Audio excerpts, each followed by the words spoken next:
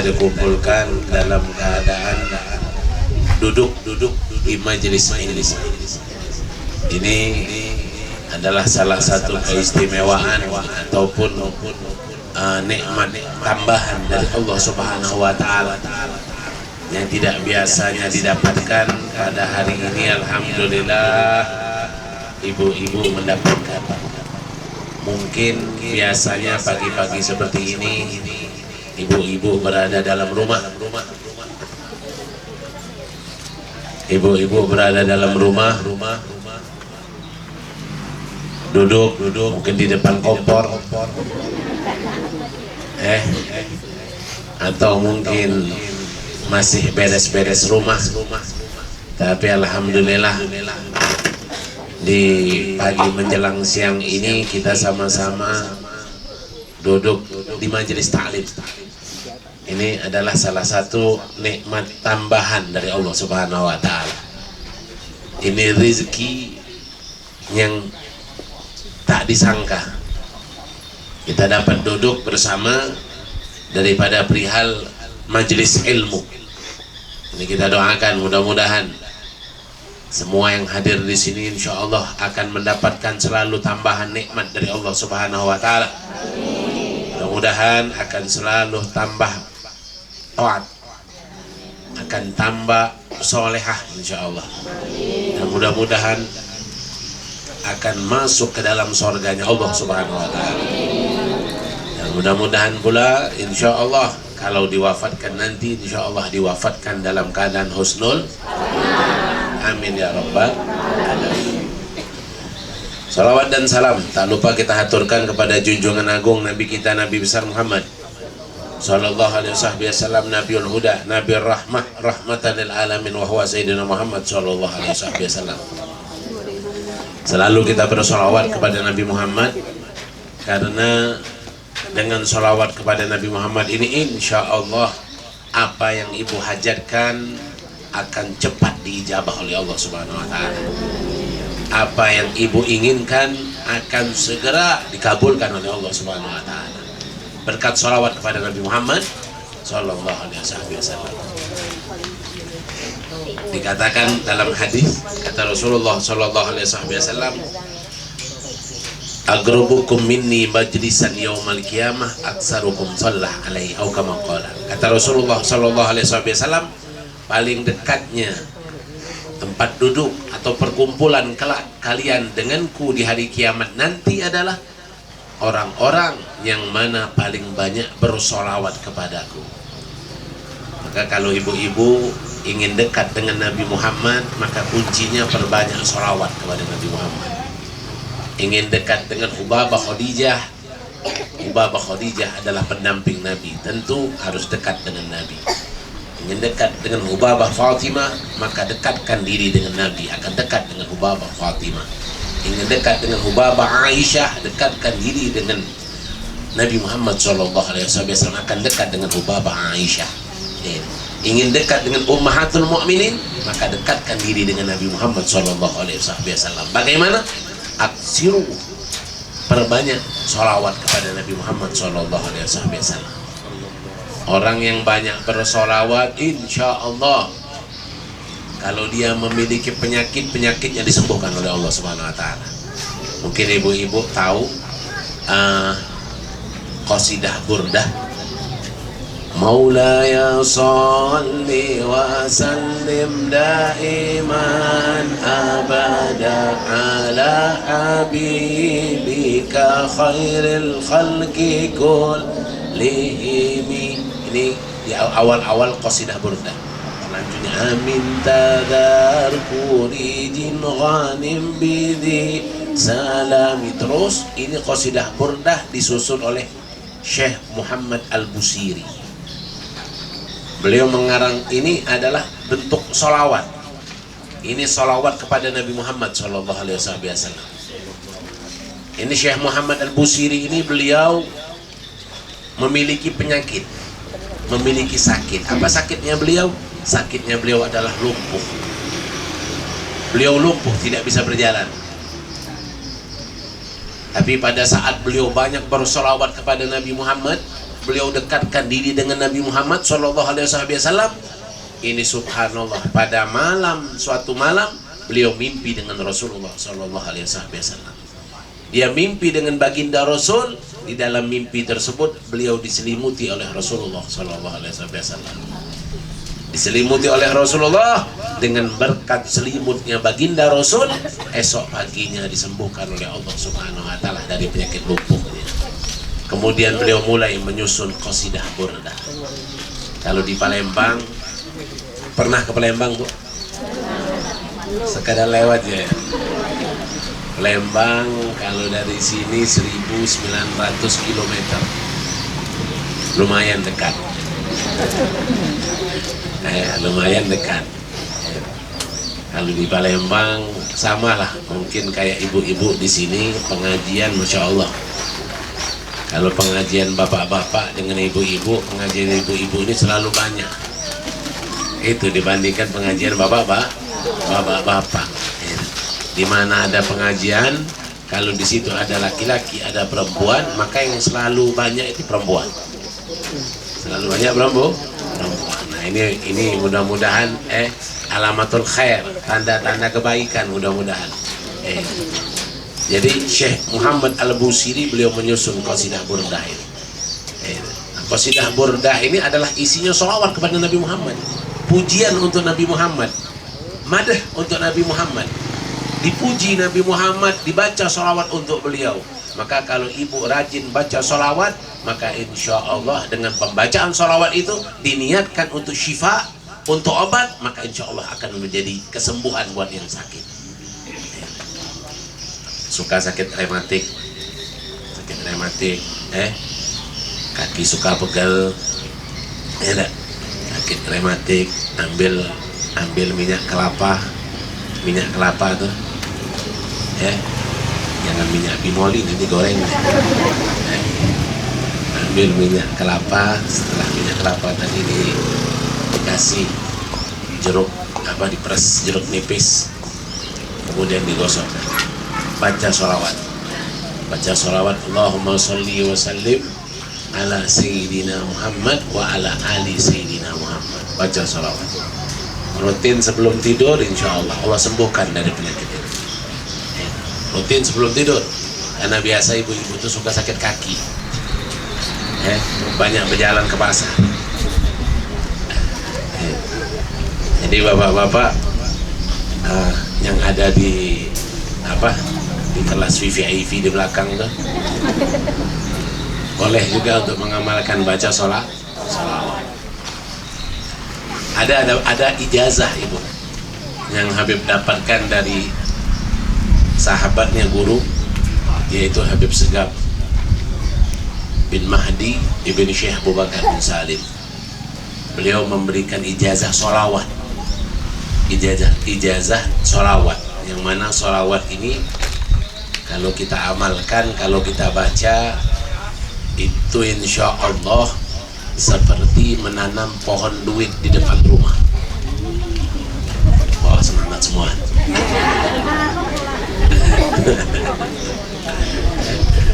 Kalau udah denger duit semangat semua. Kalau udah denger duit senyum-senyum semua. Ini sholawat diijazahkan oleh beliau untuk kita mengamalkan. Beliau ini punya pondok pesantren di Bogor. Beliau punya pondok pesantren di Bogor. Beliau sudah almarhum, sudah meninggal. Beliau punya pondok pesantren di Bogor, itu jumlah santrinya tidak kurang daripada 20.000. Banyak santrinya banyak. Dan semua santri yang ada di pondok beliau itu, semua itu gratis. Orang Palembang dulu banyak yang mondok tempat beliau, sekarang pun masih. Itu di daerah Bogor. Itu gratis semua. Dari mana makannya? Kata beliau, dari sholawat. Dari sholawat. Itu. Beliau suruh untuk mengamalkan sholawat kepada Nabi Muhammad itu 400 kali dalam sehari. Banyak atau dikit, Bu?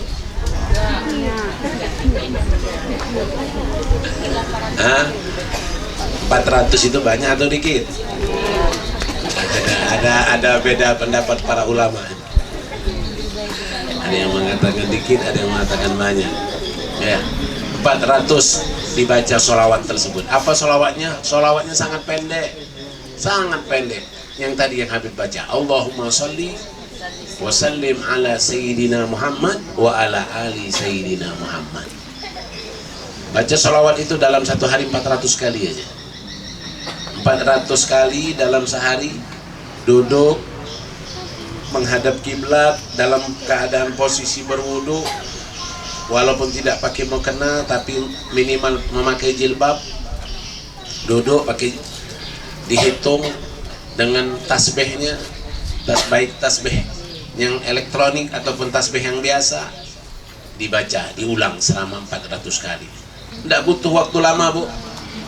Tidak butuh waktu lama, hanya sebentar. 400 kali itu hanya sebentar. Coba Ibu hitung dalam pembacaan sholawat 10 kali saja, berapa detik? Tapi bacanya jangan lambat-lambat.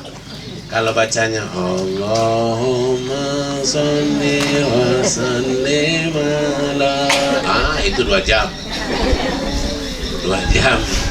Tapi kalau bacanya Allahumma sholli wa sallim ala Sayyidina Muhammad wa ala ali Sayyidina Muhammad, Allahumma sholli wa sallim ala Sayyidina Muhammad wa ala ali Sayyidina Muhammad, Allahumma sholli wa sallim ala Sayyidina Muhammad wa ala ali Sayyidina Muhammad, Allahumma sholli wa sallim ala Sayyidina Muhammad wa ala ali Sayyidina Muhammad, Allahumma sholli wa sallim ala Sayyidina Muhammad wa ala ali Sayyidina Muhammad, Allahumma sholli wa sallim ala Sayyidina Muhammad wa ala ali Sayyidina Muhammad, Allahumma sholli wa sallim ala Sayyidina Muhammad wa ala ali Sayyidina Muhammad, Allahumma sholli wa sallim ala Sayyidina Muhammad wa ala ali Sayyidina Muhammad, Allahumma sholli wa sallim ala Sayyidina Muhammad wa ala ali Sayyidina Muhammad, Allahumma sholli wa sallim ala Sayyidina Muhammad wa ala ali Sayyidina Muhammad. Cuma butuh waktu 20-25 detik. Tidak lama. Tidaklah, tidak lama. 10 itu dapat 10 dalam hitungan waktu cuma 20-25 detik. Kalau 20 detik saja kita ambil 10, berarti kalau 1 menit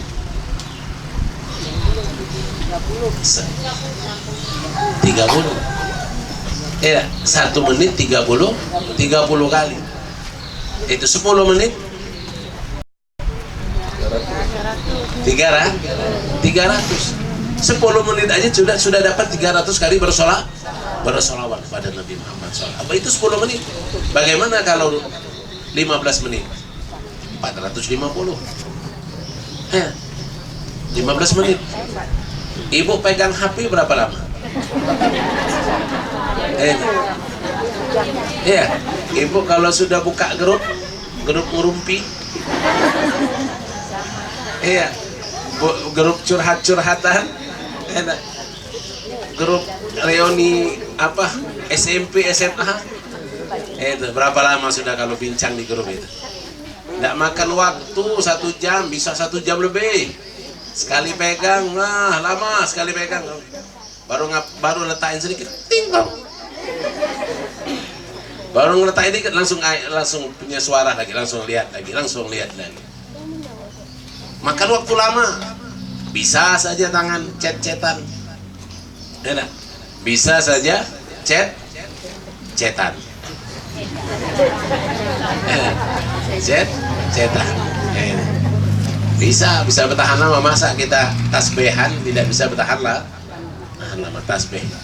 Baca tasbih, sholawat, Allahumma sholli wa sallim ala Sayyidina Muhammad, ala Sayyidina Muhammad, baca sholawat, pegang tasbih, sholawat, Allahumma sholli wa sallim ala Sayyidina Muhammad, ala Sayyidina Muhammad, sambil berjalan, sambil lihat ini pohon kopi. Itu kopi apa coklat? Coklat. Karena Aceh ini terkenal kopi kan? Iya, sholawat. Tasbih ini, Bu, Syekh Muhammad Al-Misri. Syekh Muhammad Al-Misri, beliau ingin tahu benar apa sih faedah tasbih dan faedah kopi. Faedah kopi dan faedah tasbih. Karena kopi ada khilaf ulama dan tasbih pun ada khilaf ulama. Beliau kepengen tahu karena beliau mengamalkan, suka ngopi dan suka bertasbih. ingin tahu, akhirnya beliau banyak sholawat kepada Nabi Muhammad, perbanyak sholawat kepada Nabi Muhammad, perbanyak sholawat tanpa ada hitungan lagi beliau baca sholawat. Tidak ada hitungan lagi, ribuan puluhan ribu beliau baca sholawat kepada Nabi Muhammad. Akhirnya Allah bukakan matanya, Allah bukakan dalam mimpinya, bertemu dengan Rasul Sallallahu Alaihi Wasallam. Berjumpa dengan Rasul. Kata Rasulullah apa? Man ra'ani fil manam kayarani fi qadha fa inna syaitan lam yastashbihuni. Kata Rasulullah, barang siapa yang melihatku dalam mimpi, maka dia itu sama saja melihatku seperti di alam nyatanya. Kenapa? Karena syaitan tidak bisa menyerupai Nabi Muhammad SAW. Nah, Syekh Muhammad Al-Misri ini, beliau mimpi bertemu dengan Rasulullah. Hajat beliau nggak banyak, bertemu dengan Rasulullah hajat nggak banyak, cuma tanya, ya Rasulullah, ma faedatu tasbih wa ma faedatu qahwa. Ya Rasulullah, apa faedah ini tasbih dan apa faedah kopi? Oh, yang suka ngopi Pak, tambah semangat ngopi dia. Apa faedah kopi dan apa faedah tasbih? Dijawab oleh baginda Rasul Sallallahu Alaihi Wasallam. Kata baginda Rasul Sallallahu Alaihi Wasallam, untuk tasbih, selama tasbih ini berada di kantongmu, selama tasbih ini berada di genggamanmu, selama tasbih ini ada engkau bawa, walaupun engkau tidak menggunakannya untuk berzikir, tetap mendapatkan aliran pahala seperti orang yang berzikir. Jadi makanya jangan tinggal tasbih. Ibu-ibu, bu,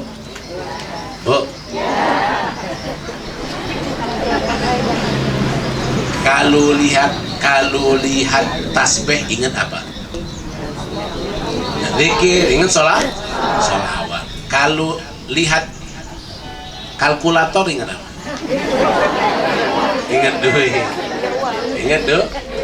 Ya, kalau lihat HP ingat? Mulai ingat grup. Ya, jadi tasbih ini min sya'airillah. Tasbih ini min sya'airillah. Tasbih ini termasuk syiar-syiar Allah. Kenapa? Setiap kita melihatnya ingat dengan Allah. Itu. Ketika kita melihat masjid ingat dengan Allah. Ketika kita melihat Al-Qur'an ingat dengan Allah. Maka itu min sya'airillah. Man yu'azzim sya'airillah fa innaha min taqwal qulub. Barang siapa yang mengagungkan syiar-syiar Allah, itu menunjukkan adanya ketakwaan di dalam hatinya. Ini bulan Rabiul Awal, ada acara maulid. Itu min sya'airillah. Maulid itu termasuk syiar-syiar Allah. Kenapa? Mengingatkan kita dengan Rasulullah Sallallahu Alaihi Wasallam. Nah, ini manfaat tasbih. Jadi manfaat tasbih yang langsung dijawab oleh Rasulullah di dalam mimpi itu apa? Apabila engkau membawanya, walaupun engkau tidak menggunakannya, engkau tetap mendapatkan aliran pahala seperti orang yang berzikir. Kalau kopi, suka ngopi bu? Tidak suka ya? Ibu-ibu, tidak usah ngopi, dah ngeteh aja. Ngeteh atau minum susu ya. Kopi ini dikatakan baginda Rasulullah, madama rihul qahwa, selama masih ada bau kopi di mulut seseorang, lam yazal malaikah yustaghfarlah, maka malaikat akan terus beristighfar buat orang tersebut. Tapi bau rih kopi, minum kopi bukan untuk nongkrong. Bau kopi untuk ibadah malam, untuk tahajud, untuk ibu kuat dalam sholat, dalam ibadah. Kalau untuk nongkrong di warung kopi, maka itu nggak dapat istighfar malaikat, dapat doanya setan. Madama rihul qahwa, selama ada bau kopi di mulut, maka malaikat beristighfar buat orang tersebut. Ini. Makanya ibu-ibu, kopi ini Al-Imam Syekh Sayyidut Ta'ifah, Al-Imam Al-Junaid, Al-Imam Abi Hazan Syadzili, Al-Imam Al-Fakhrul Wujud Syekh Abi Bakar bin Salim, Al-Imam Abdullah bin Alawi Al-Haddad, Al-Imam Al-Imam Abu Bakar bin Abdullah Al-Attas. Banyak lagi ulama-ulama yang lain yang mereka mendawamkan meminum kopi. Tapi kapan? Ketika mereka bangun jam 12 malam, jam 1 malam, mereka buat kopi. Al-Habib Abdullah bin Al-Haddad, mungkin ibu pernah sering dengar Rotibul Haddad. Pernah dengar Rotibul Haddad? Di Majmu' Syarif ada Rotibul Haddad. Itu penyusunnya adalah Al-Habib Abdullah bin Alawi Al-Haddad di tahun 1000 Hijriah. Itu Rotibul Haddad, ibu baca, amalkan di dalam rumah, maka insya Allah di dalam rumah tersebut akan terjaga akidahnya, akan terjaga dari semua apapun, segala bentuk hal-hal yang mengganggu. Nah, pengarang Rotibul Haddad ini, ibu, dari umur 4 tahun sudah nggak melihat, diambil oleh Allah matanya, penglihatannya tidak ada karena terserang sakit panas, hilang matanya, penglihatannya hilang. Akhirnya apa? Ibunda ini membawanya. Ini sedikit kita buka tentang Habib Haddad. Ibunda, kalau ibu kan kalau melihat anaknya yang pada saat umur 1 tahun, 2 tahun bisa melihat, umur 4 tahun tidak bisa melihat, gimana perasaan? Sedih. Lihat anak yang umur 1 tahun, 2 tahun asyik main, bisa melihat, tapi ketika umur 4 tahun tidak bisa lagi melihat. Sedih. Ini ibunda. Dibawanya Al-Habib Al-Haddad tadi. Dibawa kemana? Al-Habib Abdullah Al-Haddad dibawa ke salah satu makbarah aulia. Yang aulia ini adalah kakeknya daripada Fam Al-Idrus, yaitu Sultan Al-Malak Al-Habib Abdullah bin Abi Bakar Al-Idrus bin Abdurrahman As-Segaf bin Muhammad Maulad Dawile bin Ali bin Alwi bin Muhammad bin Ali bin Muhammad bin Alwi bin Alwi bin Ubaidillah bin Ahmad sampai ke baginda Rasulullah sallallahu alaihi wasallam. Ini Al-Imam Sultan Al-Malak dibawa. Kata ibunda ini, "Ya Habib, kalau anakku ini tidak akan ada manfaatnya di waktu dia dewasa nanti, dari sekarang bawalah Habib, bawalah, cabutlah." Maksudnya itu, aku serahkan kepadamu ya Habib. Mau meninggal, meninggallah. Itu kalau tidak ada manfaat di waktu dewasanya. Tapi kalau ada manfaat di waktu dewasanya, panjangkan umurnya Habib. Panjangkan umurnya. Subhanallah, ibu, Al-Habib Abdullah Haddad dalam umur 6 tahun sudah hafal Quran. Umur 6 tahun sudah hafal Quran. Dalam posisi mata tidak melihat. Umur 6 tahun sholat sunnah di pagi hari, tidak kurang dari 100 rakaat tiap pagi di Masjid Awwabin. Habib dulu kan sekolah di sana. Habib sekolah di Yaman, di Hadramut, di kota Tarim. Habib Abdullah Haddad ini di kota Tarim, di Yaman. Ini sampai sekarang masjidnya pun ada, Masjid Awwabin, tempat beliau sholat tiap pagi 200 rakaat dalam umur 6 tahun dan selanjutnya.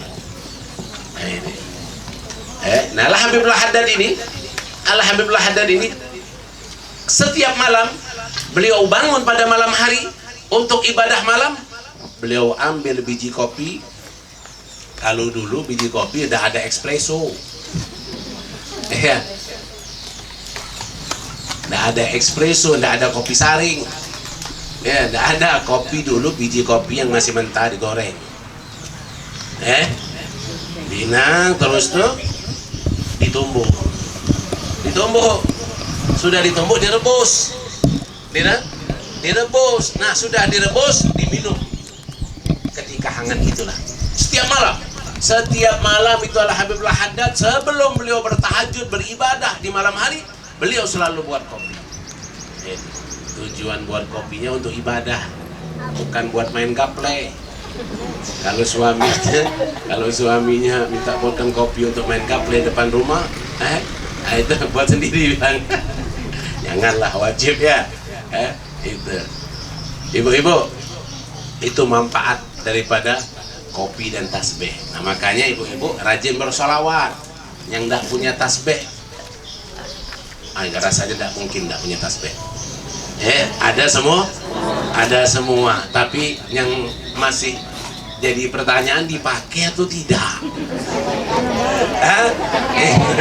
Dipakai atau tidak ini? Kadang-kadang yang paling sering dipakai itu HP.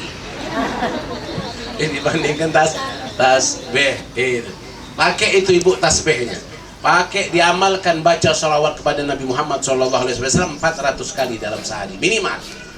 400 kali, insya Allah akan mendapatkan bagaikan di depan rumah ada pohon duit. Rizki itu min haitsu la yahtasib, ada saja. Rizki yang tanpa dikira-kira itu ada saja, datang dengan sendirinya, luar biasanya. Dengan membaca 400 kali, membaca sholawat kepada Nabi Muhammad. Allahumma sholli wa sallim ala Sayyidina Muhammad wa ala ali Sayyidina Sallallahu alaihi wasallam. Rutinkan baca itu salawat kepada Nabi Muhammad sallallahu alaihi wasallam. Insyaallah niscaya apa yang ibu harapkan untuk masalah rizki akan dikabulkan oleh Allah Subhanahu wa taala. Itu untuk keberkahan, untuk kesembuhan tadi, untuk masalah rizki, untuk keberkahan. Ibu punya anak, ibu punya cucu, anak masih kecil, cucu masih kecil. Ketika mereka tidur, tiupkan di telinga kanannya, itu baca sholawat 3 kali, tiupkan di telinga kanannya. Di ubun-ubunnya sini, apa ubun-ubun ya? Sama ya? Ya sama, berarti ya. Samalah Palembang sama Aceh. Itu sama-sama Sumatera ya. Ditiupkan di ubun-ubunnya sini setelah membaca sholawat 10 kali. Tiupkan. Itu insya Allah mudah-mudahan anaknya akan menjadi anak yang soleh dan soleha. Kalau anak laki-laki di dadanya ketika tidur baca surah Alam Nasrah Laka Sadrak. Alam Nasrah Laka Sadrak di dadanya ketika anak itu lagi tidur. Baca Alam Nasrah Laka Sadrak wa wada'na anka wizrak alladhi anqadha dhahrak wa rafa'na laka dhikrak fa inna ma'al usri yusran inna ma'al usri yusra fa idza faragta fansab wa ila rabbika. Baca setiap kali tidur, insya Allah Allah akan lapangkan dada anak-anak kita. Allah akan bersihkan dada anak-anak kita. Itu tidak ada keinginan mereka untuk perbuatan-perbuatan yang tidak baik. Kalau perempuan baca di ubun-ubunnya surah Inna Anzalnahu fi Lailatul Qadar. Insya Allah anak perempuan kita terjaga dari bentuk semua kemaksiatan. Nggak gampang tergoda oleh laki-laki dengan baca Inna Anzalnahu fi Lailatul Qadar. Diiringi dengan salawat kepada Nabi Muhammad sallallahu alaihi wasallam, maka insya Allah Allah akan berikan kemudahan. Makanya ibu-ibu, inilah barokahnya majelis ilmu. Kalau ibu di rumah nggak dapat hal-hal yang kayak gini, betul tidak? Kalau di rumah dapat hal-hal yang kayak gini, nggak dapat. Itu payah-payah. Ada orang Palembang datang. Ada orang Palembang datang jauh-jauh. Habib baru pulang dari Jambi, kemudian lanjut ke Pekanbaru sini bukan? Riau, ya, bukan kecamatan Pekanbaru. Kalau pagi tadi Habib di kecamatan Pekanbaru. Iya, Pokan, Pokanbaru. Nah ini alhamdulillah di sini. Nah ini subhanallah ibu-ibu, dengan kita duduk di majelis ilmu, ini telah membuat hati kita menjadi lembut. Apa kata Rasulullah? Jalisul ulama warkab birukabikum fa innal ulama yuhyil qalbal maita kayuhyil arda biwabil minas sama. Apa kata Rasulullah? Kata Rasulullah, jalisul ulama, dalam riwayat lain zahimul ulama, penuhi ulama, duduk dengan para ulama, duduk dengan para ustadzah, duduk dengan para ustadzah. Ibu-ibu jangan duduk para ustadz, bahaya. Duduknya dengan para ustadzah ya. Itu ibu kalau curhat jangan dengan ustadz, dengan ustadzah. Itu bahaya kalau curhat sama ustadz, itu nanti ngentol. Duduk dengan para ustadzah, duduk dengan para orang ibu itu perempuan yang berilmu, duduk dengan mereka. Kenapa? Jalisul ulama warkab birukabikum, kata Rasulullah, kejar mereka dengan kendaraan kalian. Yang punya motor pakai motor, yang punya mobil pakai mobil, yang nggak punya motor, yang nggak punya mobil pakai sikil. Tahu sikil? Kaki. Palembang kaki itu sikil. Iya, kalau Palembang kaki itu sikil, dengan kaki. Jalan kaki maksudnya, tidak ada motor, tidak ada mobil, pakai kaki. Kenapa? Tujuannya untuk duduk dengan ulama, duduk dengan orang alim. Tujuan apa manfaatnya? Yuhyil qalbal maita, menghidupkan hati yang mati. Menghidupkan hati yang mati. Kalau hati ini, Bu, satu kali kita melakukan suatu kemaksiatan, ada titik hitam di hati kita. 2 kali tambah lagi titik hitam lagi. 3 kali tambah lagi titik hitam lagi. 4 kali tambah lagi titik hitam lagi. 10 kali, 1000 kali titik hitam tambah terus. Sekarang udah berapa kali kita melakukan kemaksiatan? Tak terhitung lagi. Maksiat mata, maksiat mulut yang sangat rajin.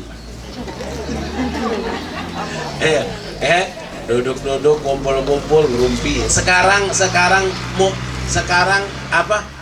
Mulut sudah diwakilkan dengan tangan. HP. Chat apa? Jepri. Chat-chatan, tapi dengan Jepri di grup saling ejek-ejek, tidak cukup Jepri dia. Ngomongin orang lah, tahu Jepri kan? Jaringan pribadi. Ya. Tidak cukup lagi itu teleponan, tidak cukup lagi video callan. Habis waktu dengan HP itu. Ya. Nah, itu banyak sekarang ini unsur kemudahan untuk berbuat taat, banyak pula unsur kemudahan untuk berbuat maksiat. 1 kali maksiat membuat bintik hitam di hati kita. Bintik hitam. Kalau sudah hitam semuanya, maka qaswah qulubuhum. Ini hati sudah gelap. Kalau hati sudah gelap, datangkanlah ulama dari manapun, tidak akan ada perubahan pada orang tersebut. Illa kecuali hidayah minallah. Kecuali hidayah dari Allah Subhanahu wa taala. Kalau hati sudah gelap, kalau hati sudah keras, maka carilah ulama dari manapun datangnya, pasti ulama itu disalahkan. Dia itu begini, dia itu begini. Siapapun yang ngomong pasti disalahkannya. Kenapa? Karena hatinya sudah gelap. Nah, makanya Ibu, berkat duduk dengan ulama, berkat duduk dengan para asatidzah, maka insya Allah Allah akan lembutkan hati bagaikan bumi yang kering diturunkan oleh Allah hujan dari langit, maka bumi yang kering pun menjadi subur. Kemarin kemarau tidak di sini?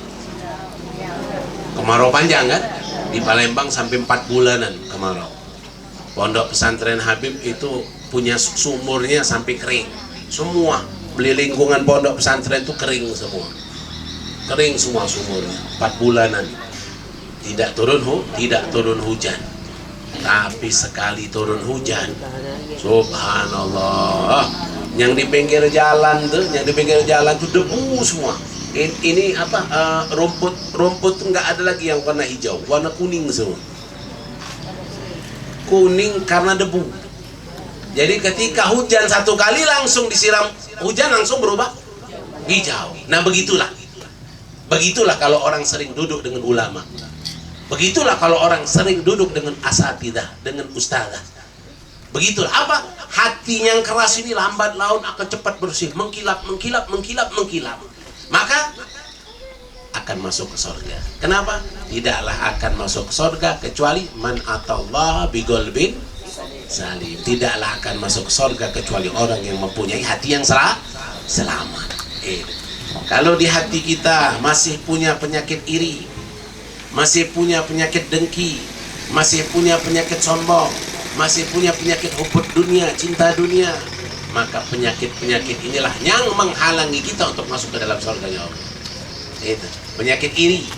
Bu, apa penyakit iri? Tidak bisa melihat orang SMS. Iya, SMS. Ibu suka SMS ya, Bu? Chatting aja ya. SMS, senang melihat orang susah melihat orang senang. Itu penyakit iri. Melihat orang dapat nikmat, ini pasti dari, kalau ndak dari korupsi, enak itu tahu dari nyolong itu. Lihat orang apa, misalnya pakai jilbab baru atau jilbabnya seragam, beda. Pengajian ibu-ibu An-Nisa, apa ini pengajiannya? An-Nisa Al-Aziziyah ya. Jilbabnya seragam, datang ibu-ibu dari kampung yang lain,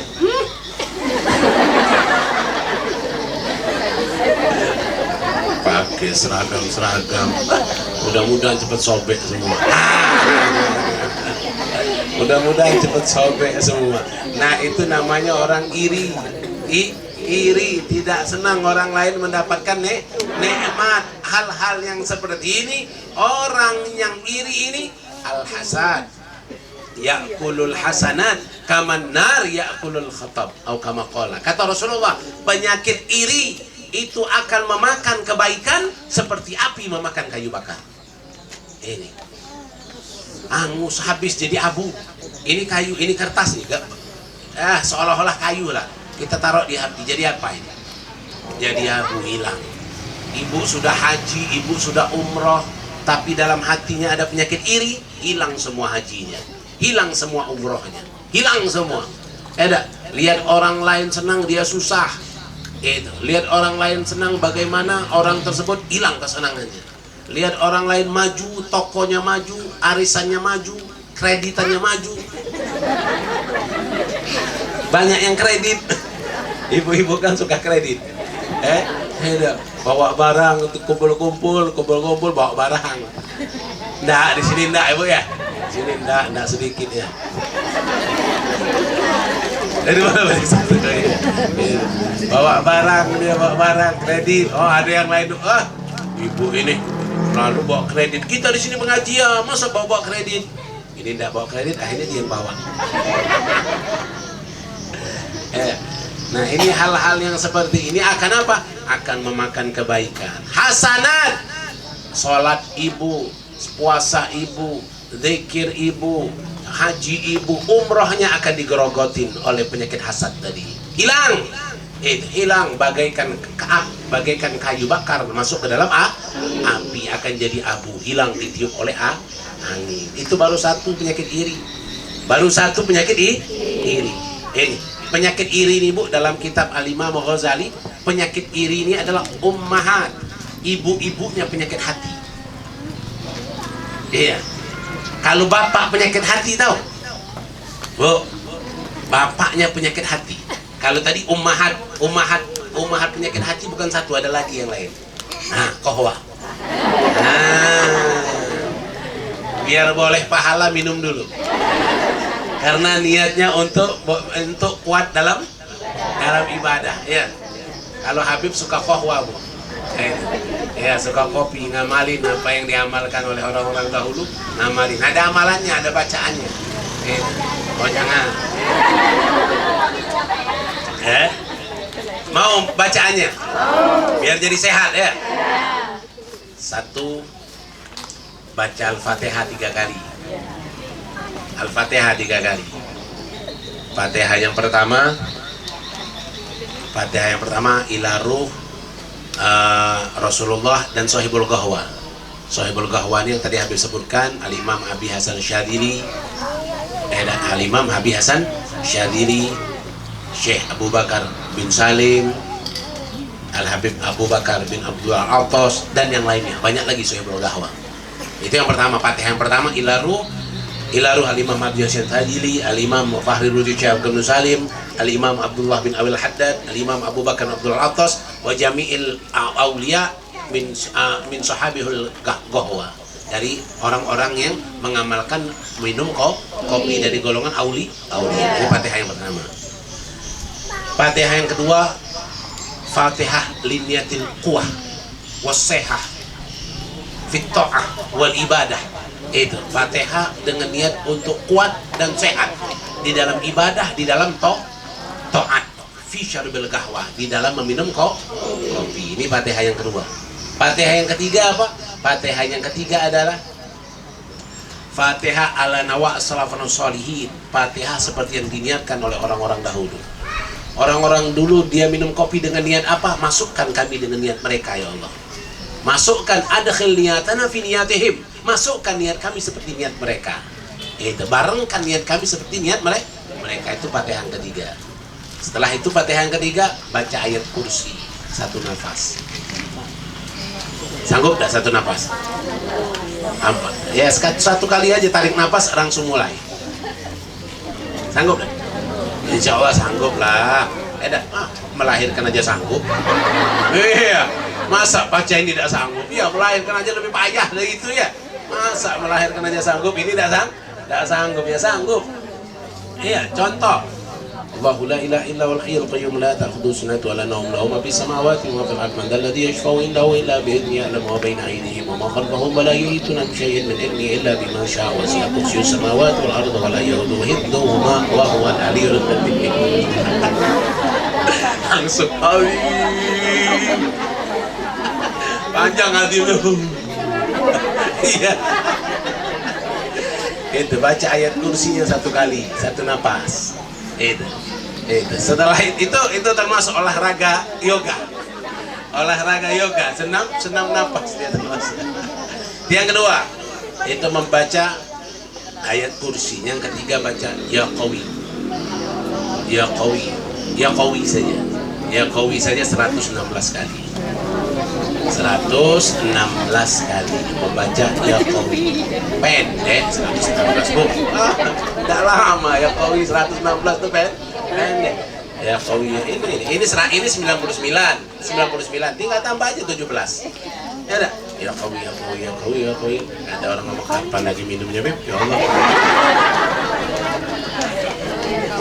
Ada orang Allah kapan lagi minumnya Beb? Kalau bacanya aja sepanjang itu kan mau sehat, mau manfaat, jangan enak-enak minum aja ngabisin tapi tidak mau diawali dengan hal-hal yang baik, maka enggak akan dapat manfaat. Tapi kalau diawali dengan hal-hal yang baik dengan tadi, maka insya Allah akan dapatkan manfaat. Minum dulu. Jadi Fatihah itu tadi 3 kali, kemudian ayat kursi 1 kali, kemudian ya qawi 116 kali. Itu ini bonus. Bonus, tidak masuk dari itu, masuk akhirnya. Ini amalan siapa yang punya? Yang punya Al-Habib Abdullah bin Alawi Al-Haddad, pengarang Ratibul Haddad. Jadi amalan ini Habib dapat dari guru yang tercantum di dalam kitab Syarah Ratibul Haddad. Tercantum di dalam Syarah Ratibul Haddad yang disusun oleh Al-Habib Alwi bin Ahmad bin Hasan bin Abdullah bin Alawi Al-Haddad, cicit daripada pengarang Ratibul Haddad. Ini amalan beliau untuk beliau setiap kali minum kopi. Insya Allah bersanad amalan kita, mudah-mudahan bisa bermanfaat. Ini yang ini kopi bonus. Balik yang kata tadi, penyakit hati. Iya, Bu. Balik penyakit hati. Ada di sini yang penyakit hati? Nah, ada. Ya. Ibu, penyakit hati yang paling terakhir keluar dari aulia, dari orang soleh, dari wali Allah, yang paling terakhir keluar dari mereka sampai mereka mendapatkan derajat yang tinggi adalah penyakit hubbujah, menyukai kedudukan, menyukai kemuliaan, bukan kekuasaan, kemuliaan. Jadi menyukai kemuliaan itu yang paling terakhir keluar dari para aulia. Kalau iri, dengki apa-apa tidak ada lagi pada mereka, sudah hilang gitu. Yang terakhir itulah pada mereka hubbujah, menyukai kemuliaan. Nah kalau kita wali bukan, aulia bukan. Iya Bu, ada yang di sini wali? Ada wali maulid. Wali maulid ya. Nah ibu-ibu, kalau penyakit iri tadi adalah ummahatul, sebagai ibunya penyakit hati. Kalau bapak penyakit hati adalah hubbud dunia. hubbud dunia, cinta dunia. Kata Rasulullah SAW dalam hadisnya, Rasulullah mengatakan, Pak, ada kesian berdua juga Pak. Oh, habis. Banyak orang perempuan sekarang. Iya, banyak perempuan. Semuanya banyak nanti. Bahkan di akhirat nanti banyak pula perempuan. Di neraka pun banyak. Mudah-mudahan yang di sini surga semua. Ya, amin ya rabbal alamin. Berkat dekat dengan ulama, berkat dekat dengan insyaallah dengan cucu-cucu keturunan Nabi, insyaallah dapat syafaat dari Nabi Muhammad sallallahu alaihi wasallam. Kuncinya kita dekat dengan Nabi, tapi bersihkan hati. Cinta dunia. Cinta dunia ini adalah kata Rasulullah SAW, hubbud dunia ra'su kulli khati'ah. Kata Rasulullah, cinta dunia adalah sumber dari segala bentuk kesalahan. Cinta dunia ini sumber dari semua kesalahan. Kenapa orang itu iri? Karena cinta dunia. Kenapa orang itu dengki? Karena cinta dunia. Kenapa orang itu dendam? Karena cinta dunia. Kenapa orang itu gila jabatan? Karena cinta dunia. Kenapa orang itu korupsi? Karena cinta dunia. Kenapa orang itu judi? Karena cinta dunia. Kenapa orang itu zina? Karena cinta dunia. Kenapa orang itu poligami? Bukan karena cinta dunia.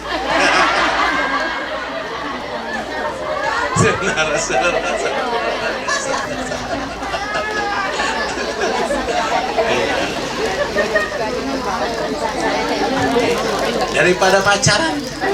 Iya, itu. Jangan dibuka lah, panas Bapak itu. Bahaya Bapak itu. Jangan dibuka itu. Jadi hubbud dunia, ra'su kulli khati'ah. Cinta dunia adalah sumber dari semua kesalahan. Cinta dunia. Makanya ibu-ibu, kata Imam Ghazali, cinta dunia ini adalah bapak dari semua penyakit hati. Bapak dari semua penyakit hati adalah hubbud dunia, cinta dunia. Kalau ibunya, satu dari hasad, iri. Yang kedua, riya. Fawailul lil ladina yura'una wa yamna'una yura'un. Riya. Bu, ibu mau pakaian bagus, nggak ada yang larang. Ibu mau pamer pakaian bagus, silahkan, nggak dosa. Ibu mau pamer pakai motor yang mahal, silahkan, tidak dosa. Ibu mau pamer rumah bagus, tidak dosa. Ibu mau pamer suami ganteng, tidak dosa. Tidak dosa. Apapun ibu mau pamer, tidak ada yang dosa. Kalau perkara dunia, tidak ada dosa. Tidak juga menghilangkan amal kalau pamer. Tapi kalau pamer tersebut dibarengi dengan sombong, baru. Kalau pamer tersebut dibarengi dengan sombong, baju bagus, ini bagus, sombongnya. Itu kelas teri semua, saya kelas kakap. Iya, itu kelas teri. Oh, saya tahu baju itu. Baju itu paling 150.000. 150.000. Kalau saya ini asli Saudi, abaya Saudi. Istri Habib suka kalau ngomong, Beb, tolong Beb belikan Beb abaya. Abaya apa? Saudi. Berapa harganya? 800. Nanti dah. Abaya 800.000. Mahal enggak 800, Bu? Mahal. Tapi kalau buat istri enggak mahal. Kalau buat istri itu enggak mahal. Dia buat apa kita cari duit banyak-banyak kalau bukan untuk mereka? Kalau buat istri itu apapun kita kasih, asal jangan sering keluar aja. Itu asal jangan sering keluar aja. Nah itu ibu-ibu. Jadi ibu mau pamer baju bagus, ibu mau pamer rumah bagus, tidak jadi masalah, asal dengan catatan jangan kibir, jangan sombong saja. Tapi kalau pamer ibadah, ini akan mengosongkan, membuat nol amal ibadah kita itu. Oh saya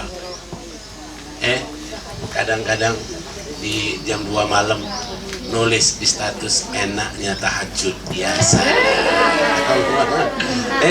Nulis di Facebook malam yang penuh dengan keheningan. Iya. Nanti besok ditanya orang, "Ngapa?" Oh, enggak aku semalam tuh tahajud. Ya. Pamer dia dengan cara alasan dakwah. Buat di grup, bangun, tahajud.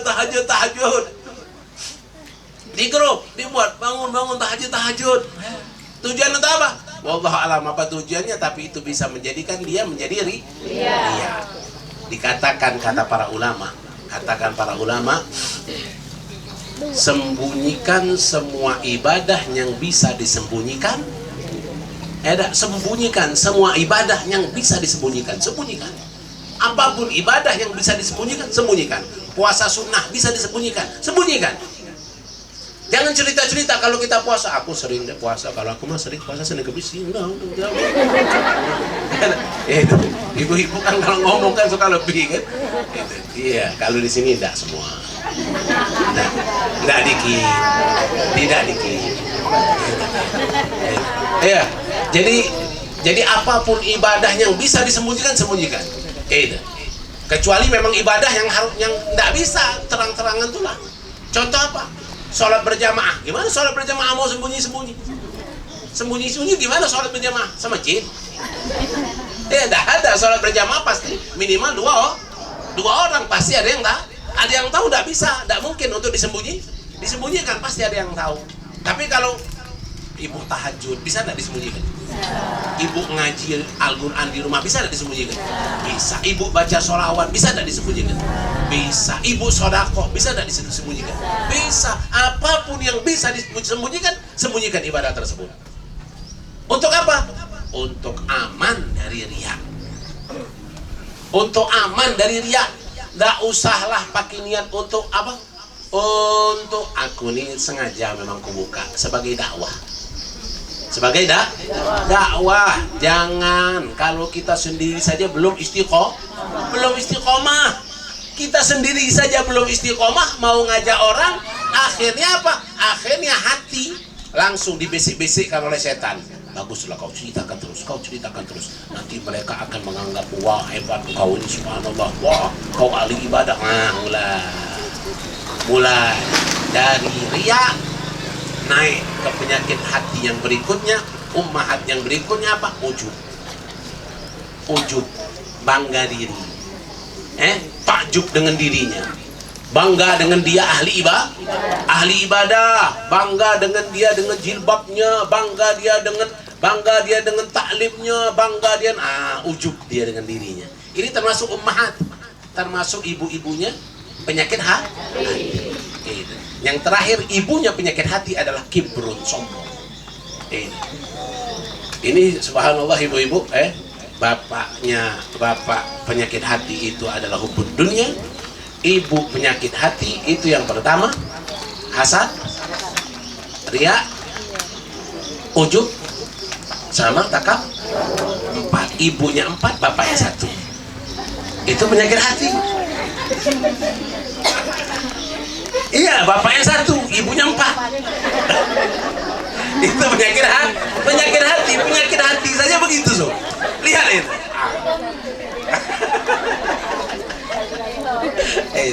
Nah makanya ibu-ibu, kalau untuk kita biar kita bisa dekat dengan Allah, tidak ada cara lain. Apa? Bersihkan hati.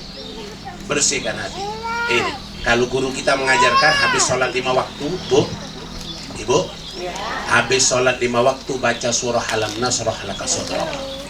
Habis sholat 5 waktu baca, pegang di dada sebelah kiri sini, pas di posisi jantung, baca Alam Nasrah laka sadrak. Sudah selesai, Rabbi shrah li sadri wa yassir li amri wahlul 'uqdatam min lisani. Baca di sini. Yafqahu baca di sini. Alam Nasrah 1 kali sama Rabbi shrah li tadi. Setiap sholat 5 waktu. Setiap habis salat 5 waktu, insya Allah hatinya akan dibersihkan oleh Allah Subhanahu Wa Taala. Kemudian banyakkan lagi dengan membaca zikir. Alladzina amanu wa tatma'innu qulubuhum bidzikrillah. Ala bidzikrillah tatma'innul qulub. Banyak berzikir dengan kalimat la ilaha illallah.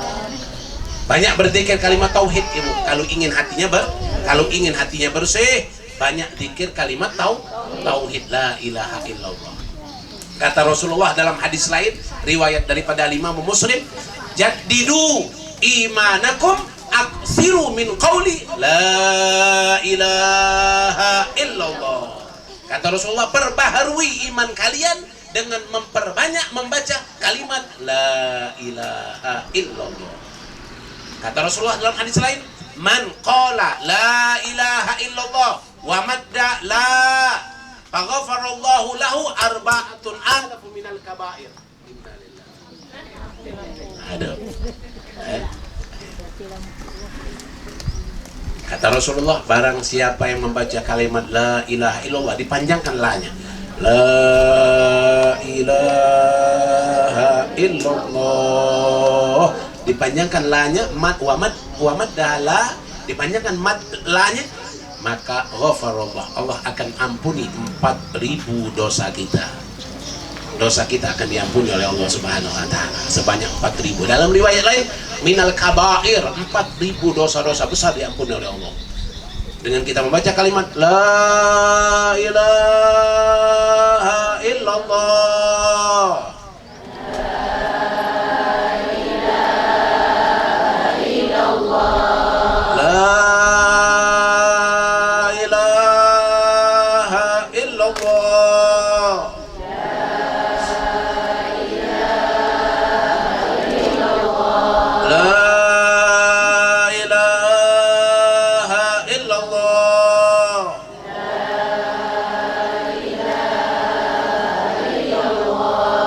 Muhammadur Rasulullah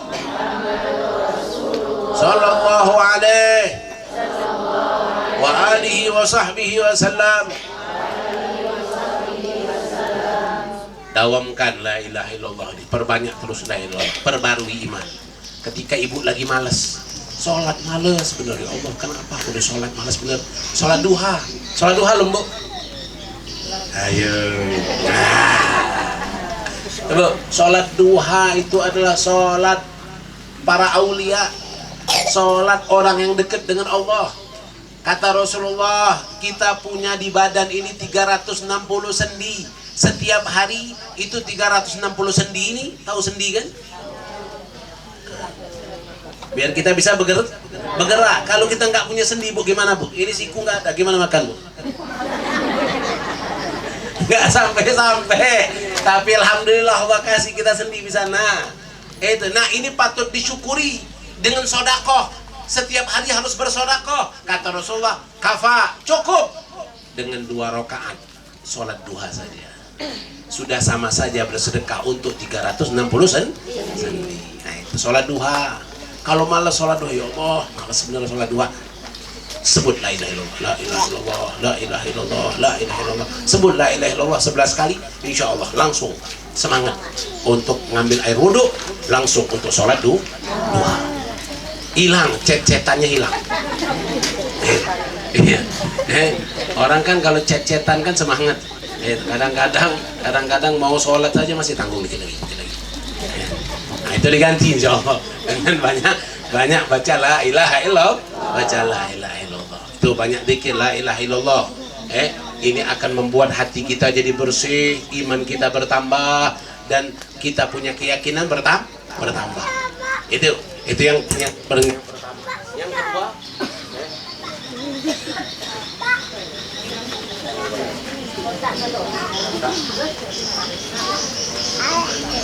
ya. Jadi ibu-ibu sampai mana tadi? La ilaha illallah, la ilaha illallah. Jadi la ilaha illallah, baca la ilaha illallah. Pertama tadi banyak baca sholawat. Yang kedua tadi baca setiap sholat alam nasrah. Kemudian yang ketiga, ketika malas banyak baca kalimat tauhid. Kemudian yang keempat, untuk hati ini jangan tinggalkan baca Al-Quran. Bu, satu hari berapa ayat dibaca?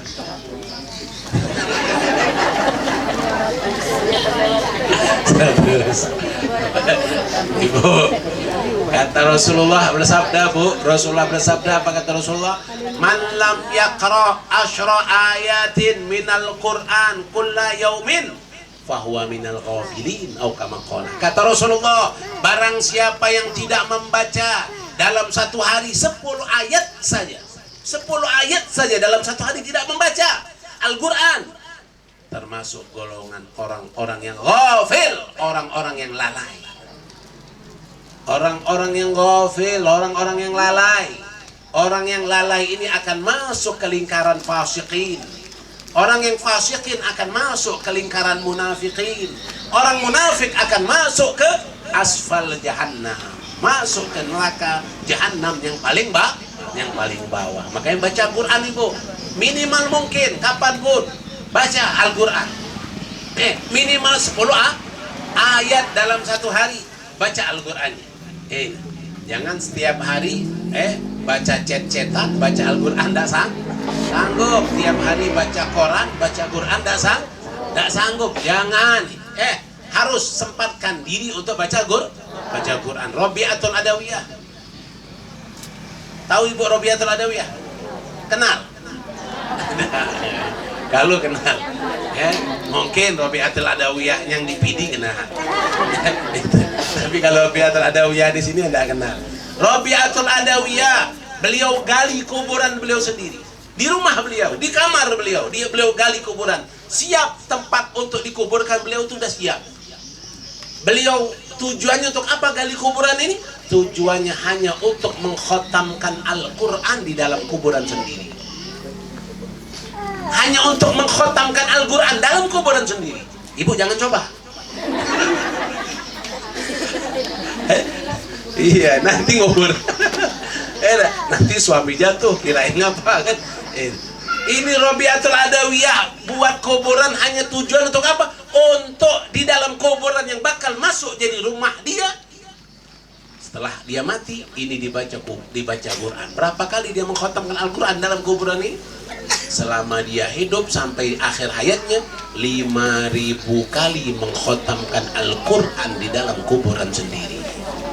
Subhanallah. 5.000 kali, Bu. Ibu seumur hidup berapa kali?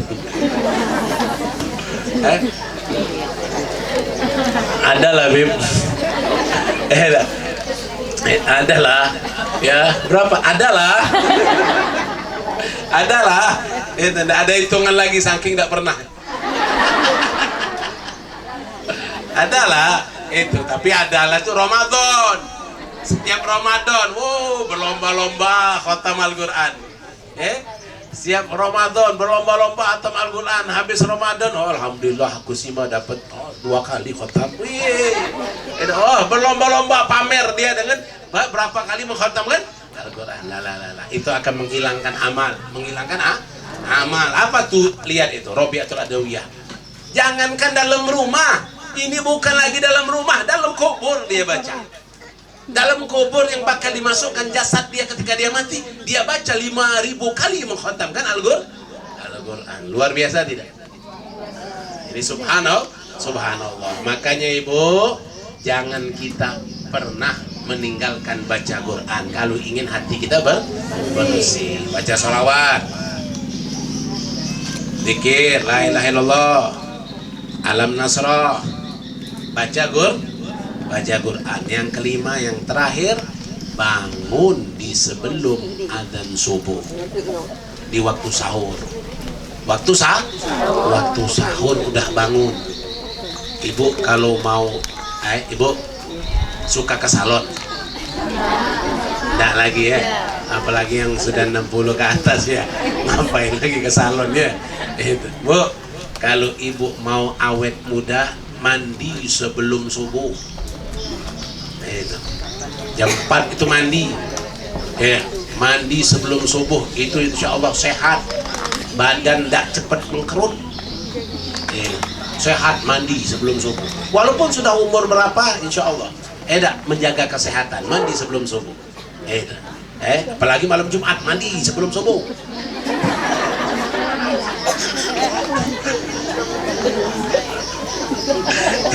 Apalagi malam Jumat, mandi sebelum subuh. Jangan habis subuh baru mandi, terlambat subuhnya. Ya, itu. Apalagi kalau nggak mandi, nah nggak sah subuhnya. Ya, itu. Ya ibu-ibu, mandi sebelum subuh. Nah ini habis mandi ibadah, seger. Kalau kita dulu waktu masih mondok, sebelum subuh tuh mandi. Biar apa? Biar seger ngapal. Biar seger menghafal. Hafal Quran enak, hafal hadis enak. Hafal hadis enak, hafal Quran enak, hafalan apa matan safina, matan jurumiyah, matan mutamimah enak dihafalkan. Kapan? Di sebelum subuh hafalan itu cepat masuk. Nah diiringi diawali dengan mandi dulu biar segar. Apalagi kalau sambil minum kopi, wah pahalanya besar. Pahalanya apa? Nah ini 5 untuk membuat hati kita insya Allah menjadi bersih. Nah sampai sini mungkin insya Allah cukuplah apa yang bisa Habib sampaikan. Sudah jam 10 hari ini.